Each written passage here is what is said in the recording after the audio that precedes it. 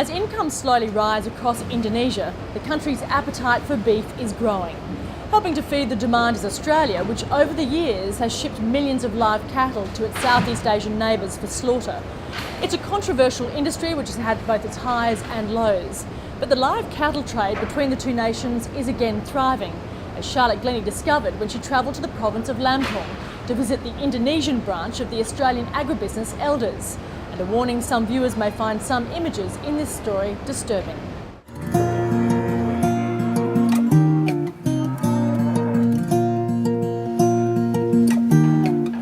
On the southern tip of the Indonesian island of Sumatra, thousands of Australian-born cattle are being fattened up for sale and slaughter. The Brahman and Brahman Cross cattle from northern Australia began their 6-day journey to Lampung, weighing around 320 kilos.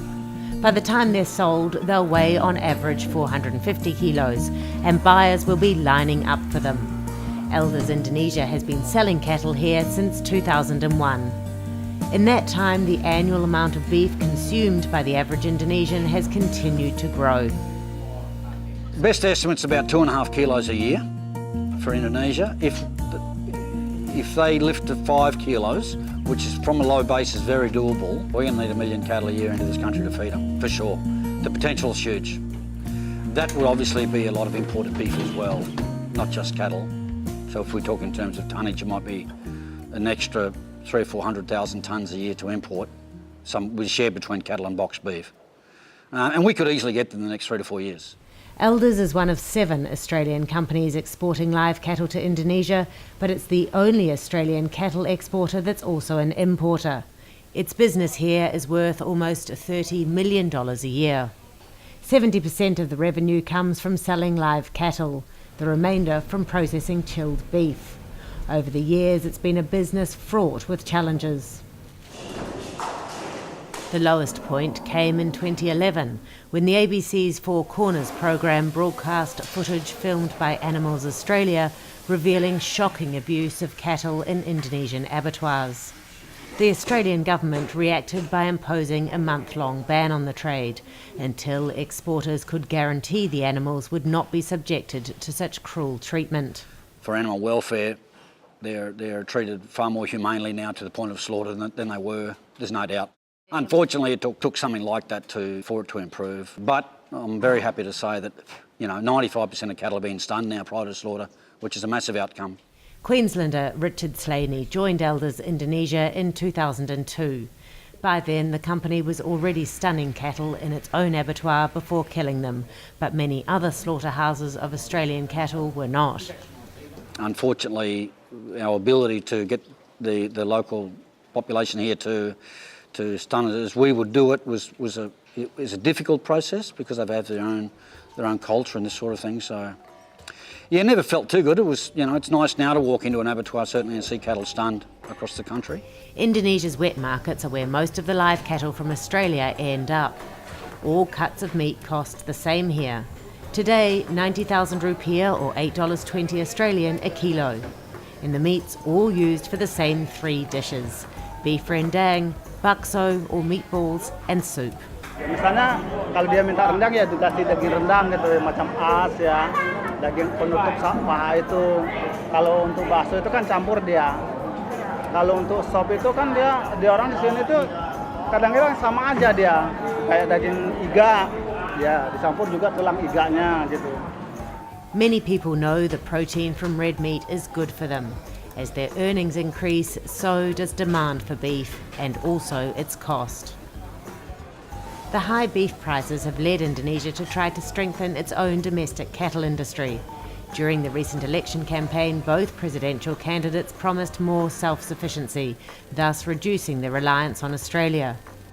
But Indonesia has 250 million people to feed, and it lacks the resources and geography to produce livestock efficiently.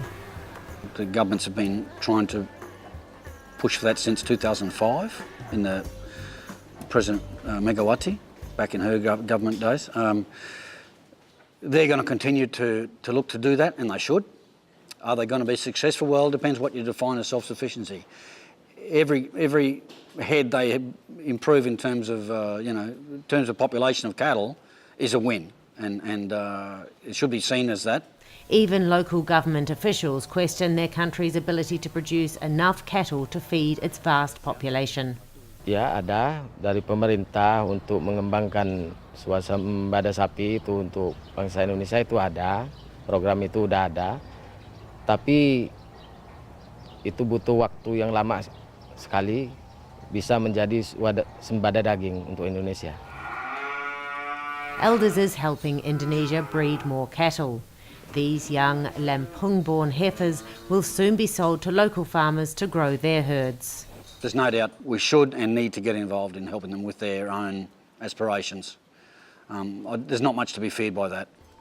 In 2009, Australia exported a record 770,000 live cattle to Indonesia. But then, as part of the drive to achieve self-sufficiency, an import quota was imposed and exports fell to a low of 280,000 in 2012. Now they're back on track to reach more than 600,000 head of cattle this year, after the quota was abolished due to beef shortages and rocketing prices. Still, the price of beef remains stubbornly high, especially during times of celebration. Pada waktu Lebaran tahun yang lalu, kita bisa motong hanya sekitar 40 ekor satu malam untuk Lebaran. Lebaran hari tahun ini sudah sampai 75 ekor satu malam. Jadi permintaan yang luar biasa dari masyarakat itu. Mereka tidak lagi memperhatikan masalah harga. Jadi harga 120.000 tetap dibeli. But cost is a major concern for most Indonesians, in a country where the World Bank says more than 40% of people survive on earnings of less than $2 a day. Elders Indonesia pays its workers $5 a day and gives them health insurance. Di kampung saya ini, itu banyak sekali tenaga-tenaga yang masih menganggur. Jadi dengan hadirnya Elders, ini banyak sekali menyerap tenaga kerja. Karena para pemuda-pemuda saya yang menganggur bisa bekerja. Tadinya yang menganggur, akhirnya mereka bisa bekerja, bisa mendapatkan penghasilan, dan bisa mencukupi daripada keluarganya. We've got about 35 permanent employees. If we add security, that's another, that makes that 50, plus about 35 casuals. So we're talking the best part of 90 people directly employed by our feedlot. That's 90 families that have an income where they wouldn't have an income normally. Still, Richard Slaney says doing business in Indonesia is very different than in Australia, and mistakes have been made along the way. Like in any business, our lack of planning probably from the outset, making too many presumptions of how things might work. I think mistakes in terms of the way the market works. Obviously, selling cattle on credit was a major mistake we made very quickly. We had to stop that process, and you need to learn to be a lot smarter in the marketplace. However, in the years he's been in Indonesia, Richard says the climate for doing business has improved.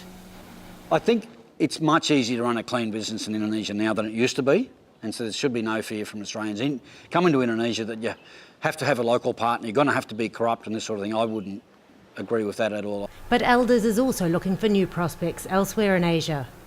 The region's on the move for sure, and that's driven by the elephant in the room called China.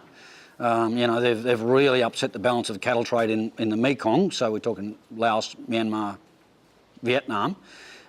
We see some very serious opportunity in those countries to put some, to lay down some bricks and mortar and to feed some cattle. According to Richard Slaney, the key is taking their time, not charging in and getting caught, but doing the numbers and then taking the lessons learned from Indonesia to other markets. Certainly it's a long way from North Queensland and the life that I used to lead, but there's a lot of rewards as well. I get a great deal of reward from living and working with the local staff and seeing them develop and seeing them ride a motorbike to work instead of a push bike, and you know, their kids are happy and they're well fed and all of those sort of things matter to me as well, you know. And the learning never stops. Feeding cattle is always a challenge here, and hopefully I'll be able to take that on to do things within the region as well.